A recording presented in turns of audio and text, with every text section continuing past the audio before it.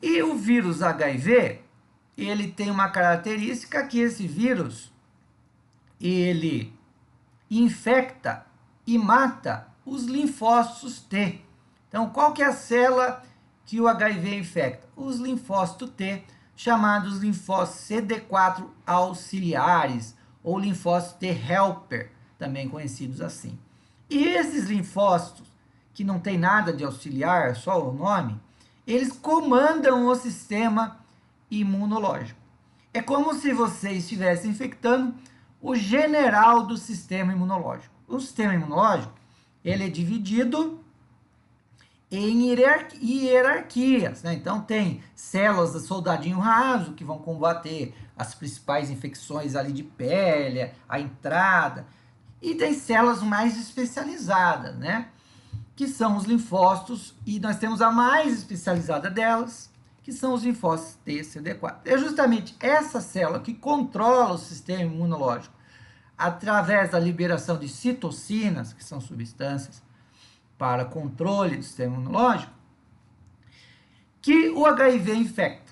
Ela infecta essa célula e, consequentemente, você tem uma diminuição do número de linfócitos CD4, proteína CD4 positiva, e você tem uma perda do controle do sistema imunológico, resultando assim na perda da imunidade mediada por células, certo?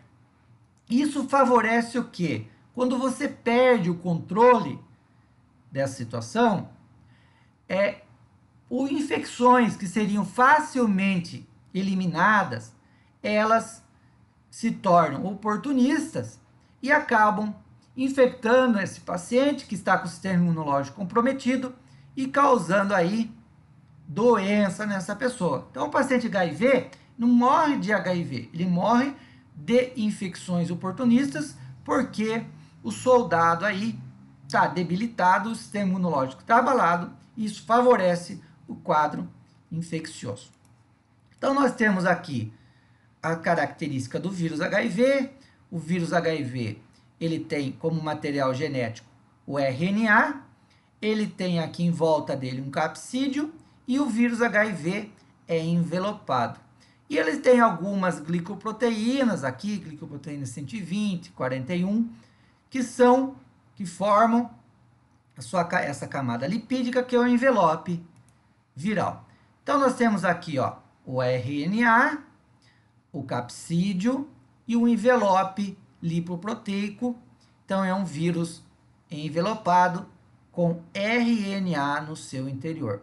E essas glicoproteínas aqui, GP120, GP41, são os ligantes. É essas glicoproteínas aqui que se ligam nos receptores dos linfócitos CD4 para causar infecção. Então, você vê aqui, que temos aqui nessa imagem, imagine que aqui é uma imagem bem aumentada de um linfócito T, como se fosse a membrana do linfócito, e aqui há o envelope viral.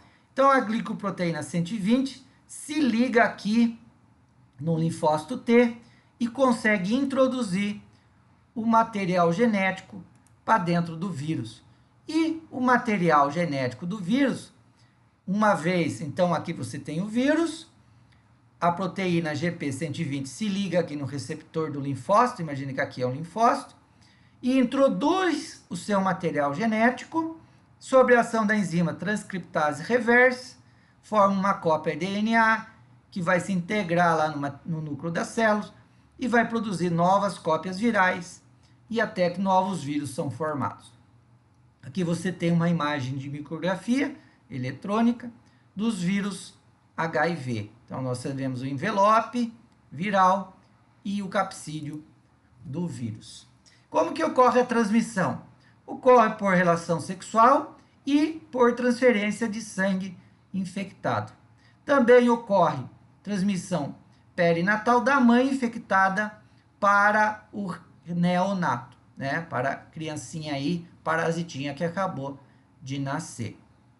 E também pela amamentação. Mães HIV positivas não podem amamentar seus filhos porque podem transmitir o vírus, né?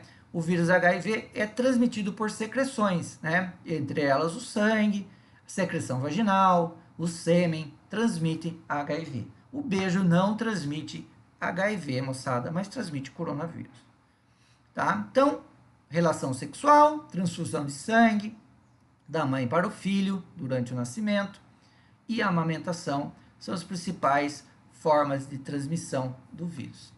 Ele pode causar a AIDS uma vez instalada, o HIV vai causar uma série de doenças, né, oportunistas. Quais são as principais doenças oportunistas que aparecem em função do paciente debilitado em função de ter o vírus HIV? Pneumonias, tuberculose, aftas, né, ulcerações na pele, no esôfago, diarreia é um sintoma muito comum de pacientes com HIV. Você pode ter herpes tipo 1, certo?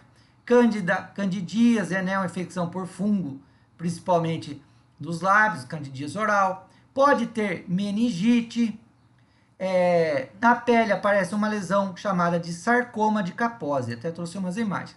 Essa aqui é um tumor de pele de pacientes portadores de AIDS, HIV positivo, que esse tipo de tumor de pele aqui é muito comum em pacientes com HIV. Então, muitas vezes, ele vai procurar o médico em função desse tipo de lesão que apareceu. Para essa lesão, o paciente procura o médico desconfia que pode ser HIV. Então, várias lesões escuras por toda a pele, característico de pacientes com HIV. Você pode ter aqui, ó, herpes genital, ó, o herpes genital aqui no pênis e o herpes genital aqui vaginal, certo? Também, paciente, porque o sistema imunológico está debilitado, acaba tendo infecção.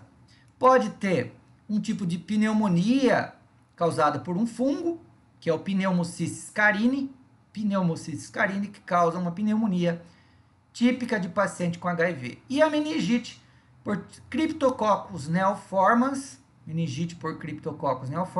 que é um fungo que é transmitido nas fezes dos pombos, e essa meningite só acontece em paciente HIV positivo. Então, a pneumonia por Pneumocystis carini, também bem indicativo só de paciente por HIV, e meningite por Cryptococcus neoformans, que é esse aqui é o Pneumocystis carini, tá vendo? Isso aqui é um fungo, uma levedura, e esse aqui também é um fungo, Cryptococcus neoformans, que infecta o pulmão. A candidíase oral, né? Esse aqui é um fungo chamado Candida albicans, causa a candidíase oral, causa em pacientes HIV. Não é que tem candidíase que tem HIV, né?